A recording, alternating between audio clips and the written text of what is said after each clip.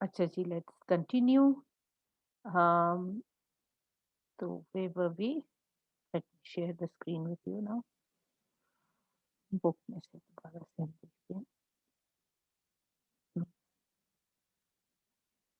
Right, ठीक है। जी साजिद, आप प्लीज अपना चैट में सवाल डाल दीजिए, मैं देख लूंगी। Right, okay. Okay, miles and snow typology, one company react differently in different situations. If they want to be defender or want to innovate more products, then how we can write this company is a defender one time and sometime they go for innovation. So what you're going to do, Mohsin, is that you're going to, generally take a view. um, no no no no, actually जो Miles and Snow का है उसमें तो कोई problem नहीं है, उसमें तो आप सिंपली कहें कि वो एनालाइजर है जो मैं तुम लोगों के साथ शेयर करती हूँ। लकीली इस वक्त मेरे पास इसका स्क्रीनशॉट अवेलेबल है। Let me show you the miles and snow strategy typology. आपने इसी पे सवाल पूछा है ना? All right, yes, it is. ये देखिए, okay, miles and snow strategy typology. अब आप ये देखो कि वो प्रोस्पेक्टर एक एक तरफ, कई आप कहते हो कभी वो प्रोस्पेक्टर होता है और कभी वो डिफेंडर होता है। इन दोनों को जो बैलेंस का काम है ना, उसको हम कहेंगे एनालाइजर। ठीक है? तो आप ये एनालाइजर वाला ऑप्शन ये डेफिनेटली दे सकते हैं। माइल्ड एंड स्लो में तो प्रॉब्लम नहीं है। हाँ, यहाँ पे कौन सी कई दफ़ा डिफरेंशिएशन है और लो कॉस्ट अगर दोनों वो अडॉप्ट कर रहा है, तो इसका भी एक तीसरा ऑप्शन है जो है फोकस। तो फोकस में फोकस ऑन डिफरेंशिएशन और फोकस ऑन लो कॉस्ट। यहाँ पे पोर्टर में भी आप देख सकते हो अगर वो एक से ज्यादा कर रहा है। समझ आ गई? Okay, I hope that answers your question. So if that organization is sometimes adopting this strategy and sometimes adopting the defender strategy or sometimes the prospector strategy, then you can say overall it engages the strategy of analyzer by balancing the two. और usually organization में भी हम आगे जाके इस chapter में भी देखेंगे कि organizations are not always vertical or horizontal. They try to sometimes create matrices as well. So I hope that answers your question. ठीक है? अब let's go back to our lecture on organizational structures.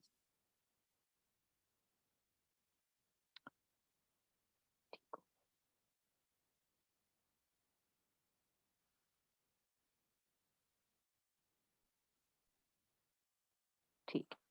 I'm glad that answers your question. ठीक है जी। अच्छा, तो अब हमने organisational structure के अंदर क्या हम पढ़ते हुए आ रहे थे कि ऑर्गेनाइजेशनल की जो आपके होते हैं, ऑर्गेनाइजेशन स्ट्रक्चर का एक बहुत इम्पोर्टेंट ऑब्जेक्टिव है to create the vertical and the horizontal information sharing. और जो horizontal information sharing है, that may not be visible on the organizational chart, but nevertheless it's very important for communication coordination, and let me tell you also sometimes very quick action। अब ये याद रखो कि जो vertical जो communication है, vertical information sharing है, वो एक long drawn process होता है many times because it requires sanctions and it requires taking permissions, etc etc। Horizontal information sharing जो है वो इनफॉर्मल है, और इसका मकसद वही है कि जो उस डिपार्टमेंट का या कोई गोल है ऑर्गेनाइजेशन का, whether it is some operational goal और वेदर और सम ऑपरेटिव गोल, तो वो अचीव हो जाए, उसके लिए इनफॉर्मली जो एम्प्लॉयज हैं वो कम्युनिकेट करते रहें। और कई कई दफ़ा ये जो कम्युनिकेशन है, हॉरिजॉन्टल कम्युनिकेशन है, ये इनफॉर्मल भी हो सकती है। ठीक है? बाय और अगेन जब इंफॉर्मेशन सिस्टम्स और डायरेक्ट कांटेक्ट वगैरह, ये इसकी लेवल ऑफ फॉर्मेलिटी जो है वो बढ़ती जाएगी। Task force for example are very much notified and given a lot of authority, and then full time integrators are also the brand managers, they are full time employees, और teams भी जो हैं वो engaged होती हैं जो एक project को दी जाती हैं वो they have they quite a lot of authority, but having said that जैसे-जैसे आपकी जितनी पावरफुल मैकेनिज़्म आता जाएगा हॉरिज़ॉन्टल कम्युनिकेशन का, हॉरिज़ॉन्टल इंफॉर्मेशन शेयरिंग का, ठीक है? तो ज़्यादा कोऑर्डिनेशन रिक्वायर्ड होगी और आप ऊपर की तरफ जाएँगे in terms of your instruments और मैं और आपकी तो from from information systems towards teams, तो इसके साथ-साथ इसकी ह्यूमन रिसोर्स कॉस्ट भी बढ़ती जाएगी in terms of time. So it really depends कि उसको किस हद तक ये जो हॉरिजॉन्टल कोऑर्डिनेशन है इसको फॉर्मलाइज करना है, हद तक अथॉरिटी यहाँ पे रेस्ट करवानी है, ठीक है? और उससे इंटरनल कॉन्फ्लिक्ट्स भी उसमें कई दफ़ा हो सकती हैं, इसे हम आगे जाके अभी ज़्यादा डिटेल में देखते हैं। तो इसके प्रोज एंड कॉन्स दोनों हैं of having powerful instruments for vertical and coordination, ठीक है? For horizontal coordination, vertical coordination तो खैर it happens anyways along the organisational hierarchy, ठीक है जी? तो ये तो हो गई हॉरिजॉन्टल जो लिंकेजेस सॉरी इंफॉर्मेशन शेयरिंग है और उसकी कॉस्ट्स हैं, यहाँ तक समझ लें। अब आप आ जाएँ कि ऑर्गेनाइज़ेशनल डिज़ाइन के लिए जो है वो जो स्ट्रक्चर है उसके कौन-कौन से अल्टरनेटिव्स अवेलेबल हैं। मेबी हम रिपीट कर रहे होंगे बार-बार वही idea about a hierarchy versus an organisation which has a more fluid structure, ठीक है?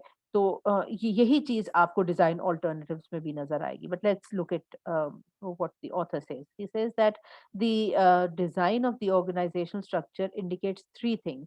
So we are basically when the organizational structure, whether the form that it takes, the form of the structure, it is indicative of these three requirements, which is work requirement, requirement for reporting relationships and requirement for departmental groupings.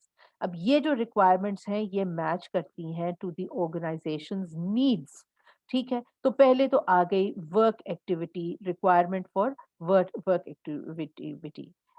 Departments are created to perform tasks considered strategically important to the company. Uh, ठीक है? Work activities fall into a range of functions that can help the organization accomplish its goals, such as human resource department to recruit and train, purchasing department to obtain supplies and raw materials, production department to build products. As organizations grow larger, more complex, managers find that more functions need to be performed. Organizations typically define new positions, departments, or divisions as a way to accomplish new task teams valuable to the organization. So ये देखिए depend करता है कि size of the organisation कि आप सब लोगों ने तो बड़ी लार्ज ऑर्गेनाइजेशंस को जो है वो प्रपोज किया हुआ है, तो इसका मतलब ये है कि ओवर टाइम ऑल्सो उनकी वर्क रिलेटेड एक्टिविटीज और रिक्वायरमेंट्स जो हैं वो चेंज हो भी सकती हैं। तो पहली चीज तो जो ऑर्गेनाइजेशन स्ट्रक्चर जब बनाया जाता है तो देखा जाता है कि उस वक्त के अंदर कितने लोग हैं, कितना उनकी रिक्वायरमेंट है, और काम किस तरीके से जो है वो उसको जैसे रिस्ट्रक्चर करने की ज़रूरत है या नहीं है। ठीक है जी। दूसरी चीज़ हो गई reporting relationships. Once required work activities departments are design, ठीक है? कौन-कौन से काम करने की ज़रूरत है, यहाँ पे आप डिफाइन कर लेंगे कि okay what what work they are doing. देखिए ये तो डिपेंड करता है उसके प्रोडक्ट्स कितने हैं, कितना ज्योग्राफिकली डाइवर्स है। आप में से कुछ लोग जो हैं वो बच्चे कर रहे हैं, बैंक्स पे कर रहे हैं, ठीक है? बैंक्स की नई प्रोडक्ट्स कई दफ़ा आ जाती हैं, जैसे कि कुछ बैंक्स जो हैं वो प्रोबेबली ये मुझे एमसीबी का तो फॉर श्योर पता है कि वो निकल जाएगा टुवर्ड्स इस्लामिक बैंकिंग, तो ज़ाहिर है कि वो एक पूरा का पूरा डिवीज़न नया खुल जाएगा, ठीक है?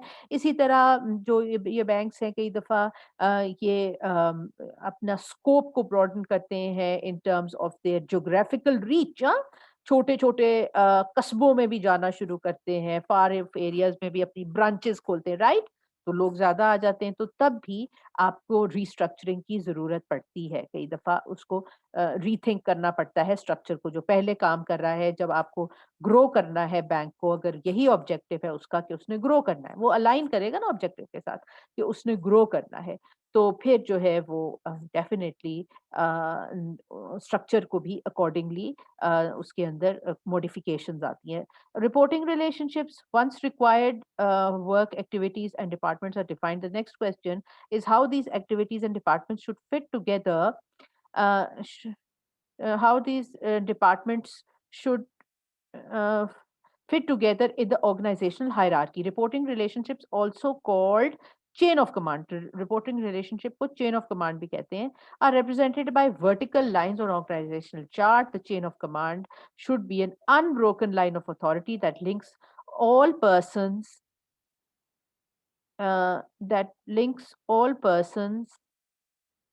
On in the organisation and shows who reports to whom। ठीक है, तो कई दफा वही बात है कि कई दफा तो जब आपकी चेंज होता है in the nature of the goals या एक्सपेंशन हो रही होती है, तो उस वक्त वर्टिकल हायरार्की को, चेन ऑफ कमांड को भी इन टाइम्स एट टाइम्स जो है वो रीस्ट्रक्चर जो है वो किया जाता है given the new new requirements. और उसके बाद डिपार्टमेंट ग्रुपिंग्स जो हैं वो नई बनाई जाती हैं। तो ये डिपार्टमेंटल ग्रुपिंग्स जो हैं ये किस नेचर की हो सकती हैं? ठीक है, जैसे organisations are growing larger, so you need to make further departments. अब ये डिपार्टमेंटल जो ग्रुपिंग्स हैं ये किस नेचर की हो सकती हैं?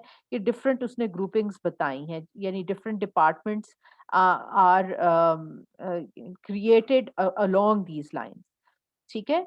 तो डिपार्टमेंट्स बनाने के कौन-कौन से डिपार्टमेंट्स बनाने के तरीके हो सकते हैं? एक तो फंक्शनल डिपार्टमेंट्स हो सकते हैं या फंक्शनल ग्रुपिंग्स हो सकती हैं, डिविजनल ग्रुपिंग्स हो सकती हैं, मल्टी फोकस्ड ग्रुपिंग्स हो सकती हैं, हॉरिजॉन्टल और वर्चुअल ग्रुपिंग्स हो सकती हैं। फंक्शनल ग्रुपिंग्स जो होती हैं वो प्लेसेस वहाँ पे जो ग्रुप है वो बनता है depending on the functions which the employees, different employees are performing। ठीक है, for example all marketing people work under the same supervisor. ठीक है, तो फंक्शनल ग्रुपिंग्स वो होंगी जहां पे एक ही फंक्शन प्रोवाइड परफॉर्म किया जा रहा है। एचआर हो गया, मार्केटिंग हो गया, फाइनेंस हो गया, एक्सेट्रा। ये एक फंक्शनल ग्रुपिंग है। Divisional grouping means people are organised according to what organisational produces. So divisions भी होते हैं विद इन, जो बहुत और लार्जर ऑर्गेनाइजेशंस हो जाती हैं, उसमें फंक्शनल के अलावा डिविजन्स भी होते हैं जो कि एक कंग्लोमरेट को रिप्रेजेंट कर रहे होते हैं। डिविजन्स लार्ज कंपनी के अंदर डिविजन्स भी हो सकते हैं, जैसे आपके बैंक्स के आप देख लो ना कि ओवरऑल अगर एक बैंक है जिसका under the same chief executive you can have different division for conventional banking and for commercial banking. ठीक है, और मे बी ब्रांचलेस बैंकिंग, इसके अलग अलग हो सकते हैं। आई डोंट नो कि आपके केस में है कि नहीं, आप इसको थोड़ा सा इसके ऊपर रिसर्च करें, look at their website, look at different other resources available to you, but anyway this is divisional groupings also they are the this is for large organizations. Multi-focused grouping means an organization embraces two or more structural grouping alternatives simultaneously। जो सवाल भी आपने पूछा था कि जी एक strategy ने, जरूरी नहीं है एक स्ट्रैटेजी करे, इसी तरह अपनी स्ट्रैटेजी को देखते हुए आप जरा पढ़ के देखें क्या क्या उसकी मल्टी फोकस्ड ग्रुपिंग होगी, और प्रोबेबली होता इसी तरह है। आजकल ये जिसको हाइब्रिड या मैट्रिक्स कहते हैं ये बड़ा कॉमनली यूज्ड है, मगर एक बात ये याद रखो कि हाइब्रिड और मैट्रिक्स जो ग्रुपिंग है उसकी कुछ कंडीशंस फुलफिल करना चाहिए जो हम आगे जाके अभी पढ़ेंगे। ठीक है, क्योंकि ये इसको मेंटेन, इसके अंदर कॉन्फ्लिक्ट का ज्यादा प्रॉब्लम आ सकता है। ठीक है, तो ये that is why this kind of groupings should fulfil certain criteria, जो अभी हम आपके साथ डिस्कस करेंगे कि at the same time it's functional as well as divisional for example. So next is horizontal grouping means employees are organized around core work processes, the end-to-end work information and material flows that provide value directly to customer. So customer point of view से जो groupings बनती हैं उनको horizontal groupings कह सकते हैं। All the people who work on a core process are bound together in a group rather being separated into functional departments. अभी ये हम इसको अगेन ये जो फंक्शनल डिपार्टमेंट्स हैं इस हॉरिजॉन्टल डिपार्टमेंट्स हैं इसमें आप देखेंगे कि जो लोग हैं वो एक टास्क पूरे टास्क को परफॉर्म करने के लिए उस ग्रुप को एंगेज कर लिया जाता है जिसमें फिर हर बंदा उस टास्क का हर काम करना जानता है। सो इसको अभी हम एक्सप्लेन करते हैं लेकिन हॉरिजॉन्टल ग्रुपिंग्स वही हैं कि according to the customer and according to the core process being performed are brought under one group. फिर आ गया वर्चुअल नेटवर्क ग्रुपिंग। ये सबसे रीसेंट है। ये समझ लें कि इस किस्म की एक जिसको कि अगर आप मिन्सबर्ग की टर्मिनोलॉजी में एडहोक्रेसी कह सको, मिन्सबर्ग का पढ़ाया था ना मैंने आपको, वो एक वर्चुअल नेटवर्क ग्रुपिंग अडॉप्ट कर सकते हैं। क्यों? क्योंकि वहाँ पे आउटसोर्सिंग बहुत ज़्यादा है। एक क्लस्टर सा क्रिएट किया जाता है जिसके अंदर ऑर्गेनाइज़ेशन जो है वो only part of the process perform कर रही है, बाकी जो उसके पार्टनर्स हैं, स्ट्रेटेजिक पार्टनर्स हैं, part of the work is being performed in those separate organizations and then they are all virtually connected। इसको अभी हम आगे जाके देखते हैं। अब ये सारी उसके पास ऑप्शंस अवेलेबल हैं। यहाँ पे आपको एक्सप्लेन किया कि आप इसको विजुअलाइज कर सको। देखो फंक्शनल ग्रुपिंग क्या चीज है। अच्छा है, रिकैप हो जाता है। फंक्शनल ग्रुपिंग वो है कि डिफरेंट फंक्शंस जो हैं वो परफॉर्म हो रहे हैं और उनके डिफरेंट ग्रुप्स हैं।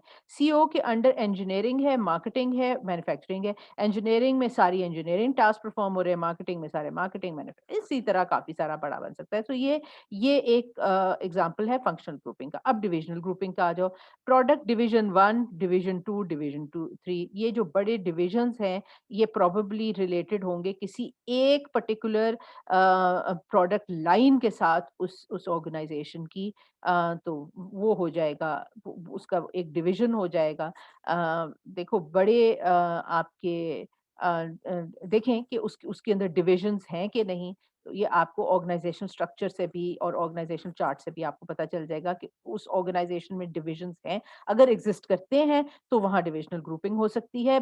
मल्टी फोकस्ड जो है वो आप देख लो, उसमें क्या है कि इन दोनों को उसने कंबाइन किया। सीईओ है, मार्केटिंग है, मार्केटिंग के नीचे जो है वो उसने प्रोडक्ट डिवीजन 1 और 2 को यहाँ पे डाला हुआ है, ठीक है। मार्केटिंग डायरेक्टली इसको रिपोर्ट कर रही है और डिवीजन 1 2, या हो सकता है कि मैन्युफैक्चरिंग के नीचे हो, लेकिन इन दोनों को उसने कोऑर्डिनेट किया हुआ है। फिर उसके बाद हॉरिजॉन्टल आ जाती है।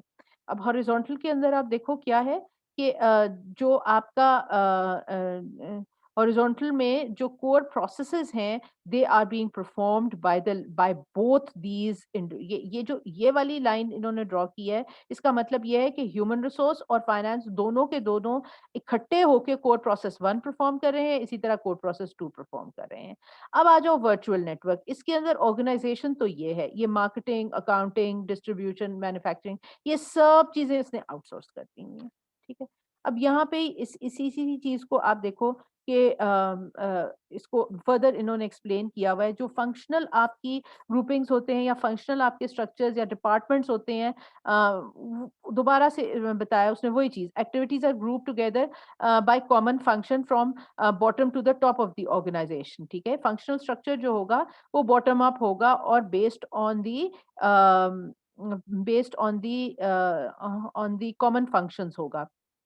With a functional structure, all human knowledge and skill with respect to specific activities are consolidated, providing a valuable depth of knowledge for the organization. This structure is most effective when in-depth expertise is critical for meeting organizational goal, when organization needs to be controlled and coordinated. ये जो functional structure है ना, ये basically एक जो vertical structure है उसके साथ align होता है, ठीक है। तो जो फंक्शनली जो है वो स्ट्रक्चर्ड डिपार्टमेंट्स होंगे, वो एक ऐसे स्ट्रक्चर में होंगे जो कि जिसमें हायरार्की भी होगी यूजुअली। देखो ना साथ में लिखा है and coordinated through vertical hierarchy. So functional structure ज्यादातर वर्टिकल हायरार्की में होते हैं और इसका इंपॉर्टेंट काम है to gain the efficiency which means command and control. और इसकी स्ट्रेंथ्स एंड वीकनेसेस जो है वो इस टेबल में बड़ी अच्छी तरीके से इस किस्म की जो फंक्शनल स्ट्रक्चर है उसकी उन्होंने दिया हुआ है कि एक तो allows economy of scale with in the functional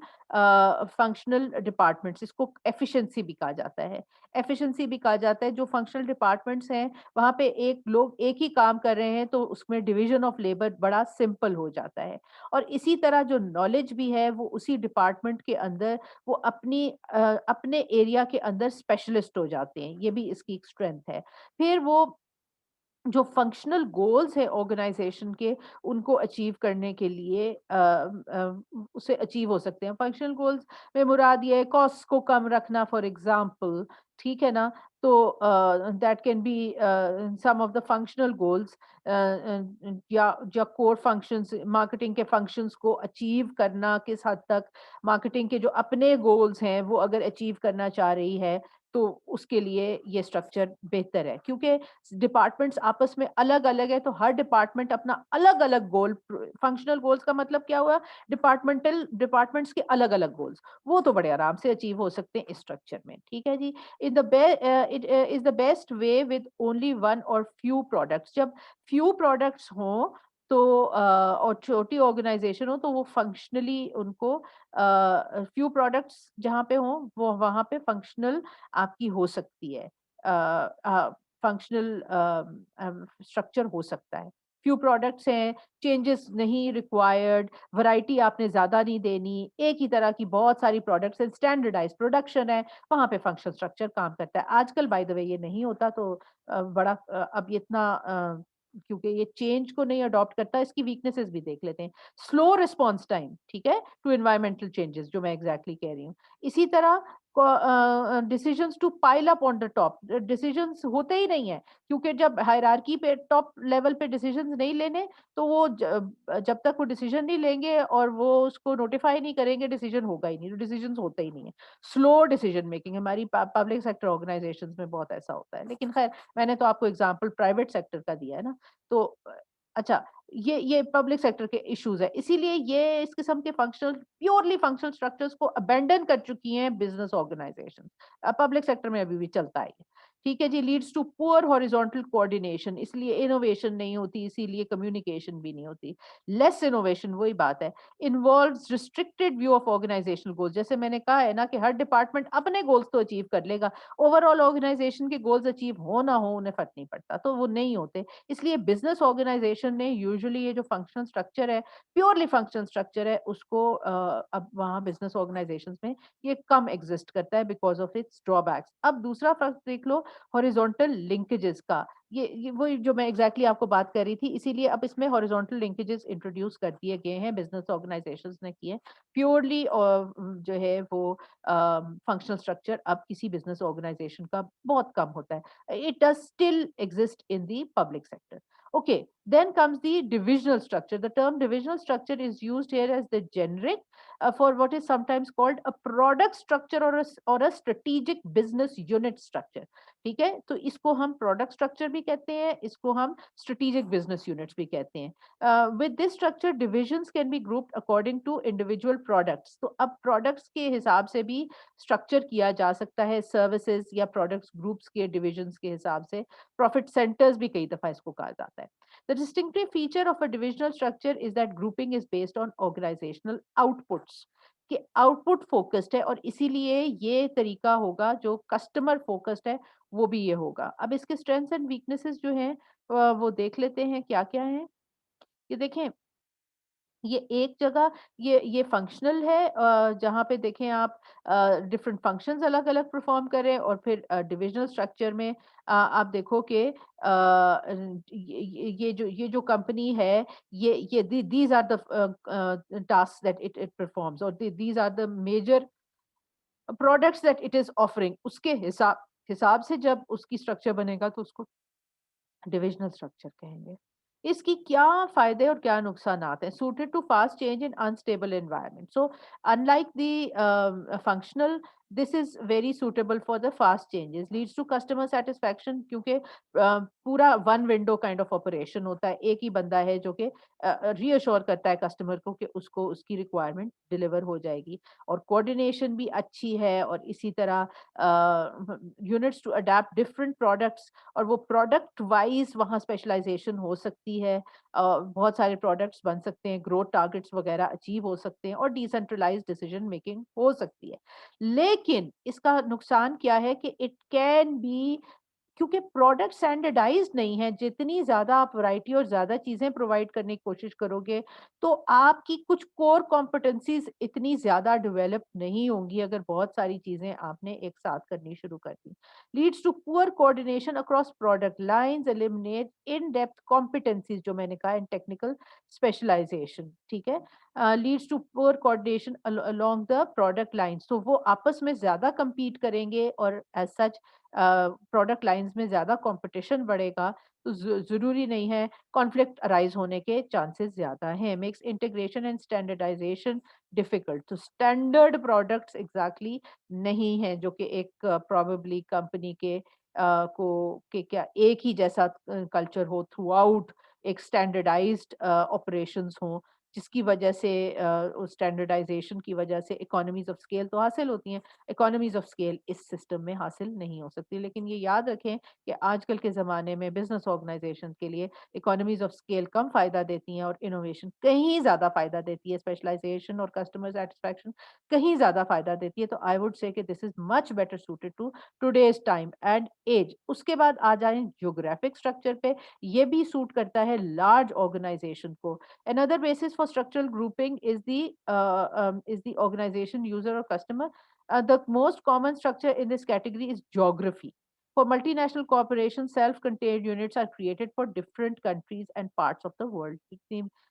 different countries में जो ऑपरेट कर रहे होती हैं उनकी सब्सिडरीज, जाहिर है कि उनका सब्सिडरीज आर जो हेडक्वार्टर से अगर उसको बहुत ज्यादा लिंक किया जाए या सारी इंस्ट्रक्शन आए, तो वो फिर लोकल कंडीशंस के साथ ना अडेप्ट कर सकें। तो for them to adapt to the geographically diverse environment, इस किस्म की एक स्ट्रक्चर, एक ज्योग्राफिकल डिपार्टमेंटेशन या ज्योग्राफिकल स्ट्रक्चर भी कई दफा क्रिएट किया जाता है। अब इन सबको अगर मिक्स कर दिया जाए, ठीक है, तो उसको हम कहते हैं मैट्रिक्स स्ट्रक्चर, ठीक है?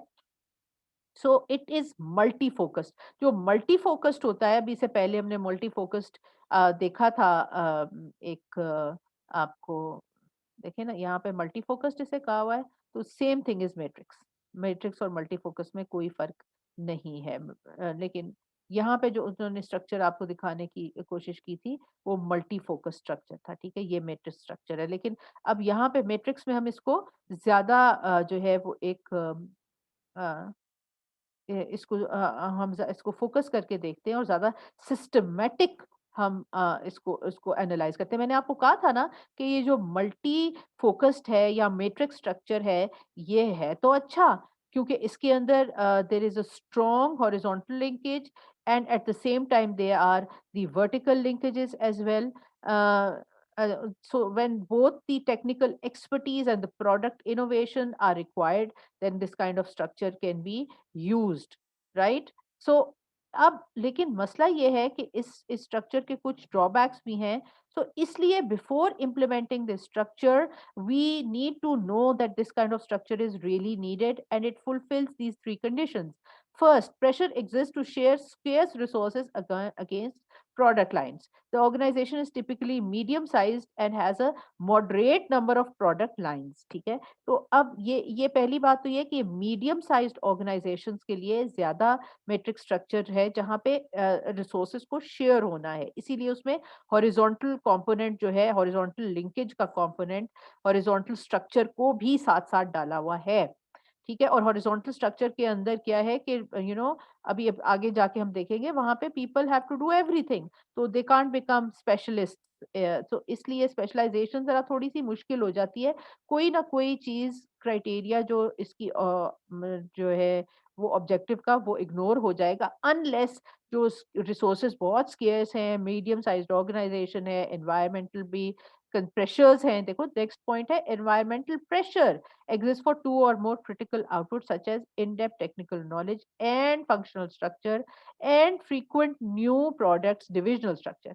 This dual pressure means a balance of power is needed. So this creating this balance is very difficult. Second condition, that the environmental pressure exists, and the third condition, the environmental domain of the organization is both complex and uncertain. ठीक है, तो जब बहुत ज्यादा complexity और uncertainty बढ़ती है, जो जैसे कि फॉर एग्जांपल अब बढ़ रही है, दुनिया के अंदर कॉम्प्लेक्सिटी भी बढ़ रही है, अनसर्टेनिटी भी बढ़ रही है, तो sometimes this kind of structure may be needed, but it only if these three conditions are fulfilled, only then this kind of structure of metric structure should be considered. Otherwise, the simpler the structure, the fewer the more the cost savings are going to be. ठीक हो गया जी? Okay, ये तो आ गया। अब ये देखिए ना, इन्होंने यहाँ पे स्ट्रक्चर आपको बना के दिखाया है कि इस एक ही साइड पे, और ये जो लाइंस आपको बीच में दिखा रहे हैं, ये हॉरिजॉन्टल जो है वो आपकी कंपोनेंट को शो कर रही हैं, और ये जो सॉलिड लाइंस हैं ये आपके वर्टिकल को शो कर रही हैं। तो अब आप ये देख लो कि ये एक ही बंदा जो है ये इसके साथ कोऑर्डिनेट भी कर रहा है, इसके साथ भी कर रहा है, सबके साथ जो है ये एक ही बंदा कोऑर्डिनेट कर रहा है, और इसको इसके लिए भी काम करना है, इसके लिए भी काम करना है, इसके लिए भी काम करना है, इसके लिए भी काम करना है, ठीक है? तो डिज़ाइन वाले को सबके लिए काम करना है, ठीक है? तो इसको हम कह सकते हैं कई दफ़ा जहाँ पे डिपेंड करता है इसकी इफेक्टिवनेस को बढ़ाने के लिए कई दफ़ा जो है वो फंक्शनल मैट्रिक्स बनाया जाता है, जहाँ जो फंक्शनल डिपार्टमेंट्स हैं, they are more in control, sometimes it is called product matrix, जहाँ पे जो उसके प्रोडक्ट डिपार्टमेंट्स हैं, जो उसके डिविजनल डिपार्टमेंट्स हैं, they are more in control. So these are all the various options. इसके स्ट्रेंथ्स एंड वीकनेसेस भी देख लेते हैं। Achieves coordination necessary to meet dual demands from customers. So जो डिमांड्स हैं, जब आपकी रिसोर्सेज पे डिमांड्स हैं, कस्टमर्स के डिमांड है, एनवायरनमेंट के डिमांड्स हैं, only then this kind when they are very very strong and there is no other way, then this kind of system has to be achieved. So अब ये flexibility और sharing है और complex decision making है, तो इस किस्म का स्टाफ भी रिक्रूट करना जो ये सारे काम कर सके, तो वो it becomes challenge, but anyway ये इसकी स्ट्रेंथ भी हो सकती है। Provides opportunity for both functional and product skill development. तो जो आप इस तरह का बंदा डेवलप करेंगे वो हर फन मौला होगा, यानी they will be able to then perform any task whatsoever. So that's good. इस ये एक नई रिसोर्स डेवलप हो रही होगी ऑर्गेनाइजेशन में, और मीडियम साइज ऑर्गेनाइजेशंस को ये ज्यादा सूट करती हैं। आपकी जो ऑर्गेनाइजेशंस हैं मोस्टली जो आपने की है वो मीडियम साइज नहीं है, तो वहां पे इससे ऐसे किसी स्ट्रक्चर को कोऑर्डिनेट करना बहुत मुश्किल हो जाएगा। पार्टिसिपेंट्स जो हैं उनको डुअल अथॉरिटी होती है, तो वो एक कंफ्यूजन क्रिएट कर सकती है। इसी तरह जो इंटरपर्सनल स्किल्स हैं वो बहुत अच्छी होनी चाहिए, वरना वो it can lead to large scale conflict, it can be very time consuming और will not work unless participants are willingly contribute. अब वो कितना विलिंगली करेंगे, किस किस्म की उनकी रिलेशनशिप है विद द ऑर्गेनाइजेशन, किस किस्म के इंसेंटिव स्ट्रक्चर्स हैं, वो सब चीजें कोऑर्डिनेट करनी पड़ेंगी। तो जो मीडियम साइज एंटरप्राइजेस में तो मुमकिन है, लार्ज स्केल एंटरप्राइजेस के अंदर it will become very difficult. अच्छा जी, ये भी इसने ना यही दिखाया है कि ये बनाई जा सकती है। अब आ जाए आप हॉरिजॉन्टल स्ट्रक्चर पे। ये एक नए किस्म का न्यू आपकी जो फर्म्स हैं उसमें होता है, जहाँ पे लोग typically shift towards a horizontal structure. इसको री इंजीनियरिंग या बिजनेस प्रोसेस री इंजीनियरिंग भी कहा जा सकता है। A process refers to organized group of related tasks and activities that work together to transform into outputs। ठीक है, so इसकी characteristics क्या होती हैं? The structure is created around cross functional core processes rather than tasks। अब यहाँ पे tasks जो हैं वो perform नहीं कर रहे, बल्कि processes inform हो रहे हैं, और वही उसकी different teams हैं जो एक process को perform करेंगी मिलके। ठीक है? एक प्रोसेस को परफॉर्म करेंगी, मेनी टीम्स मिलके एक प्रोसेस को परफॉर्म करेंगी, तो वहाँ फिर वो उसका एक प्रोसेस ओनर होगा जो ओनरशिप लेगा और इन टीम्स को आपस में कोऑर्डिनेट करेगा, ठीक है? सो इसके अंदर क्या है, structure is created across cross functional, इसके अंदर क्रॉस फंक्शनल टीम्स हैं जो एक से ज़्यादा काम कर रही हैं, एक ही team. Then they need to be self directed as well. Self directed teams not individuals are the basis of organisational design. अब एक से ज़्यादा लोग वही जो कि instead of having the professional people working, you need professional teams working, ठीक है? Whole teams of people who are doing a particular process, right? Whole teams of people, ये वो टीम्स हैं जिसमें एक से ज्यादा इंडिविजुअल्स हैं जो सारी सेल्फ डायरेक्टेड हैं, जो who think alike and who work together.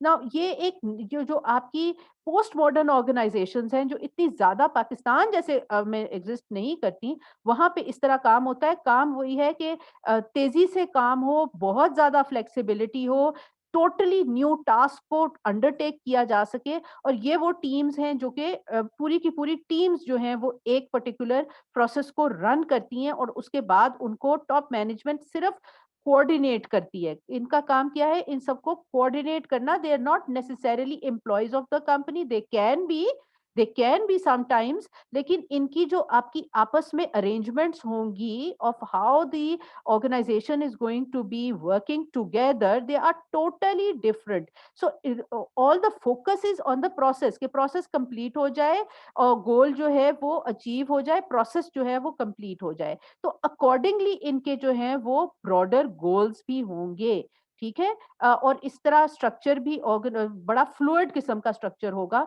जो कि यूजुअली पाकिस्तान के अंदर तो इतना ज्यादा एग्जिस्ट नहीं करता। Teams have freedom, customers derive the horizontal cooperation. Effectiveness is measured by end of process performance objectives. तो इसके इसके जो objectives हैं उसकी सेटिंग भी टोटली डिफरेंट होगी। अब ऑब्जेक्टिव सेटिंग में आप लोग जाके देखो कि जो आउटपुट ओरिएंटेड ऑब्जेक्टिव्स हैं ये उस पे अप्लाई करेगी, और इसका कल्चर भी बहुत ज्यादा ओपननेस और ट्रस्ट और कोलैबोरेशन का होगा। सो आई मीन टू से कि बहुत पुरानी ऑर्गेनाइजेशंस इसके हिसाब से चलती हैं, वो उस पे नहीं चलेंगी। ये नई ऑर्गेनाइजेशंस या जिसकी ऑर्गेनाइजेशंस के वो हिस्से जो कि टोटली वर्क कर रहे हैं in terms of you can say creating congenial environment, तो वहां पे ये काम हो सकता है। और इसी तरह जो पहले भी आप इसकी स्ट्रेंथ्स एंड वीकनेसेस भी आप देख लें कि इसमें फ्लेक्सिबिलिटी तो है और प्रोडक्शन की तरफ है, लेकिन एट द सेम टाइम इसकी कुछ नुकसानात हैं। वो ये कि core processes are difficult to identify and it requires changes in the culture जो कि एग्जिस्ट करते हो। फिर ट्रेडिशनल मैनेजर्स को इसको नहीं रन कर सकते। इन टीम्स को विजुअलाइज करने के लिए totally new kind of thinking is required. उस किस्म के managers available usually third world countries में तो होते ही नहीं है। इसी तरह वर्चुअल नेटवर्क्स, ये जो है ये आउटसोर्सिंग ये बहुत ज्यादा कॉमन है। और इसके अंदर क्या है कि इसका कॉन्सेप्ट वही है कि कोर कॉम्पिटेंसीज के ऊपर एक ऑर्गेनाइजेशन जो है वो फोकस करती है और उसी के हिसाब से जो है वो स्ट्रक्चर बनता है। इसकी भी कुछ स्ट्रेंथ्स एंड वीकनेसेस उन्होंने बताई हैं कि स्मॉल ऑर्गेनाइजेशंस कैन देन जो है वो they can only obtain the talent for a particular job, and then they can hunt worldwide, and so they can lower their cost accordingly. So managers have to have the hands on control. ये हो सकता है managers के पास भी ना हो, और employers को भी लॉयल्टी माइट बी वीक, ठीक है? दे में लीव और प्रोजेक्ट कंप्लीट हो ना हो उसकी एक प्रॉब्लम हो सकती है। सो जो नई जनरेशन है, new generation of the organizations, for them it may be suitable, maybe in a post covid world, you can say that these virtual जिसको हम कहें virtual and hybrid structures are more important.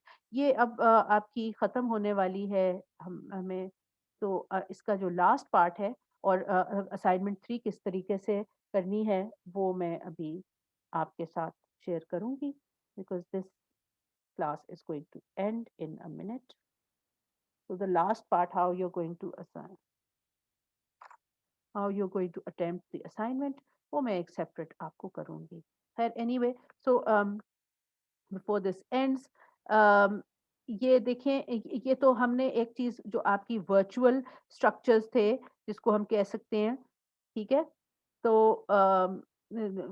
Horizontal structures भी आपको पता है, this is something totally new, ठीक है, जो based he may be technology companies वगैरह को ये ज्यादा सूट करेंगी। और इसी तरह जो आपकी नई जो वर्चुअल नेटवर्क्स एंड आउटसोर्सिंग है, ये भी अडेप्ट किया गया था पोस्ट कोविड वर्ल्ड में। इट कैन बी यूजफुल जहाँ पे आपने अपनी ऑर्गेनाइजेशन के साइज को छोटा करना है और आपके पास वर्चुअल कोऑर्डिनेशन मैकेनिज्म्स बेहतर आ रही हैं, तो आप अपने you can go for this kind of structure where you will be outsourcing many of the activities, and then the organization will only be focusing on its core functions and its core competencies. But this also means that it requires a great time to manage these relationships, and it requires a special kind of organizational culture, okay, or failure partnership, partner failure, that is very common, and loyalty may not exist. So it reduces overhead, but at the cost of these weaknesses, right? And so therefore, the hybrid structures are becoming very common these days. So I will tell you now how to attempt assignment number 3 in the